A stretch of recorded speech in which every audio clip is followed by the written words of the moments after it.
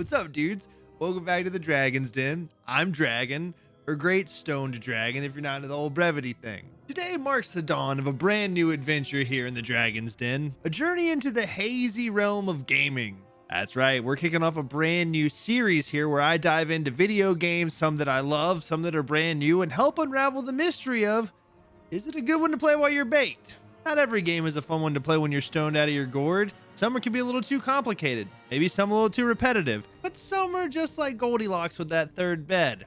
It's just right. And for our inaugural voyage into this smoky saga, we're going all the way back to Albion.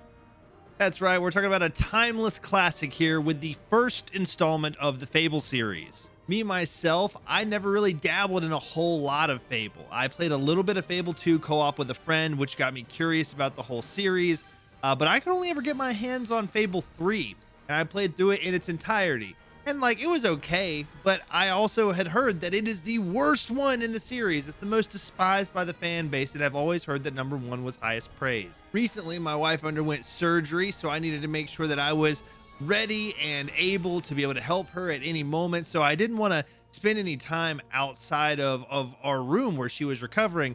But at the same point, she was doing a lot of sleeping. So I figured I'll download a game and just play and, have one ear open so I can hear whenever she needs anything and, help her get back to sleep. So I landed on Fable, the Anniversary Edition. And overall, man, I really enjoyed it. Like, you could tell it was the first game in the series, but it was still really fun. It was like the pilot episode of a TV show that you end up loving. You can see them finding their footing, establishing the world and like core mechanics. But even though it was kind of like the early stages of what Fable grew into, it was still fun enough to keep me engaged pretty much the whole way through. Look at the first season of The Office. It's really hard to get through. But by the second season, they've kind of found their footing. They figured out what they're doing with the show. The characters feel more fleshed out. They have a better sense of direction.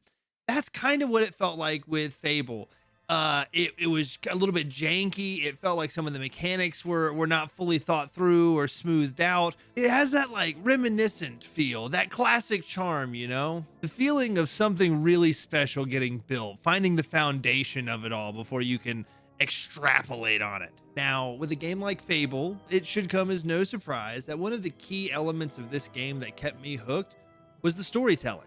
The voice acting in the game was absolutely amazing. And like the fact that they put so much voice acting in the game for characters that really don't matter. Like, you could be walking down the road and you'll hear a conversation between two NPCs that you'll stop and just want to listen to how this plays out because it's so dramatic, stuff like that. And they have voice acting in areas like where you just wouldn't expect it. I also really love the narrator, the guy who's kind of narrating the whole game or like taunting you from the heavenly realm throughout the game and letting you know when you leveled up and got new quest cards back at the guild or whatever. I really like that guy. Some of the side quests themselves were just really funny overall because they would put you on wild goose chases just to come back and have the quest giver call you a loser. It was goofy, it was wacky, but it was entertaining. Hearing all the voice acting made what feel like kind of a small linear world come to life and make you want to kind of look into all the nooks and crannies to find where other things are going to take place that might give you a little bit more story. Now, if you're a combat heavy player, I can't say I'd recommend it. This was very much a bare bones combat system if I've ever seen one. Only blocking and attacking. You've got your ranged items and you've got your magic, sure, but all of it is pretty much press button, kill thing, wash, rinse, repeat. Now, a lot of people I feel like would call this like a detriment to the score of the game, but for me, it was almost nostalgic. It made me think about some of the games that I grew up playing, kind of like Sly Cooper. Sly Cooper's amazing. I love the series, but it's like smack with cane, kill enemy, keep moving. Very much fit with the same Fable type of thing. Swing sword, it dead. Good job. Why say a lot word when few word do trick? So what some would see as a negative there, I see as just being classic. Also, I know that this is one of those first games that really helped kind of pioneer the whole decision-based gameplay. Do good thing, people like you. Do bad thing, people hate you, and how it affects your character. Me, myself, I ran through as a straight up good guy. I like to be the hero or whatever in whatever games that I'm playing. I just feel too bad doing bad things to people, even in a video game sense. I don't know. It's just the way I've always been. So my character was squeaky clean, lawful good whole way through, unless I accidentally like hit one of the guys that I was supposed to be protecting in the heat of battle or whatever. Kicked a good chicken or two. But I am aware that playing as a bad guy, you also get a lot more chaos and chaotic dialogue that can take place. So part of me does kind of want to play through again and just do all the bad stuff just so I can see what happened. But I don't think I could live with myself if I did. So yeah, I don't know. Okay, so now it's time for the main event, the reason we're all here. Before I started trying to sink a bunch of hours into Albion and into Fable Anniversary Edition, I had a little bit of a pre-game ritual that I would do, which is basically I would just step into the bathroom and pack the bong and just get violently high, blowing rips into the ceiling fan to get them cleared out of there before I'd come in and sit down in front of my laptop with a Xbox One controller plugged in. I had a kitty cat on my lap, a little cat sweatpants, being a little demon, and a cup of black coffee. And the windows down, Bluetooth headset, one ear on, and I was just locked in. Dark room, you know, I had some like soft like frequency vibrations playing to help her sleep. So it just had that like aura of like a good place to meditate maybe. But instead of meditating, I was just playing Fable. And speaking from personal experience now, and just I guess that's my opinion, man. The game was playable for me because I was stoned. I think the weed here did a lot of the heavy lifting.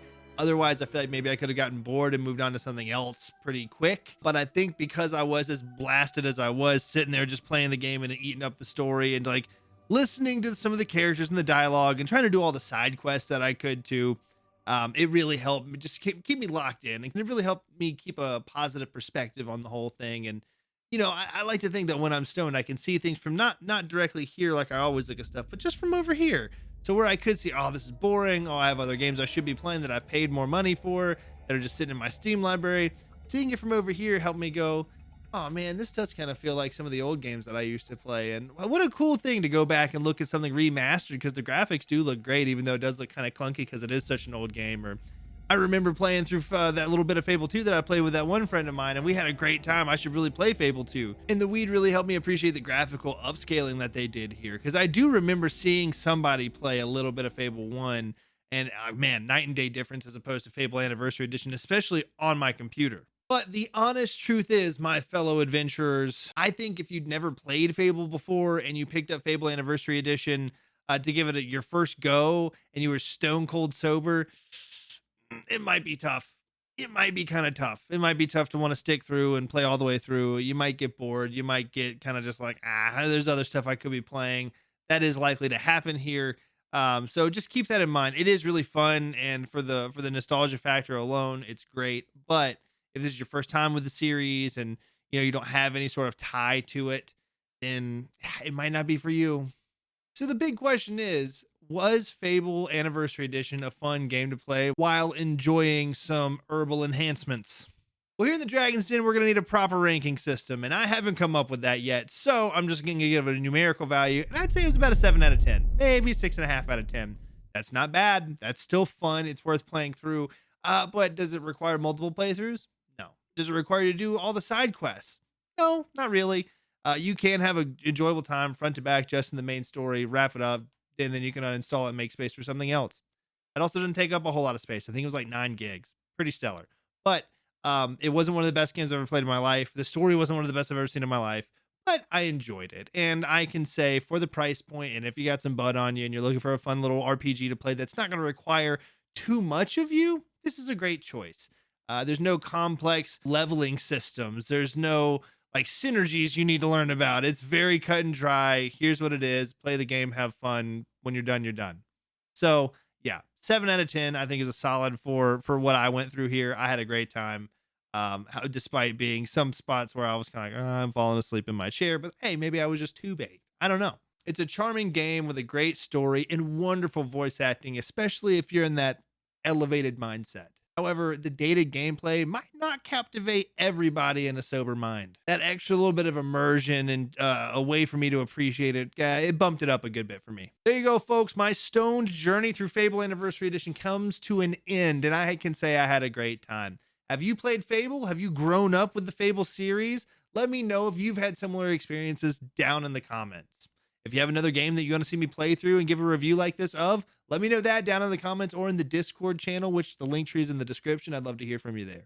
This is just the beginning of our hazy gaming journey, mind you. Make sure you hit the like button if you enjoyed this video and the subscribe button so you can see when my next video game stoned review comes out. Thanks so much for being here, you beautiful stoners, and I'll catch you guys in the next video.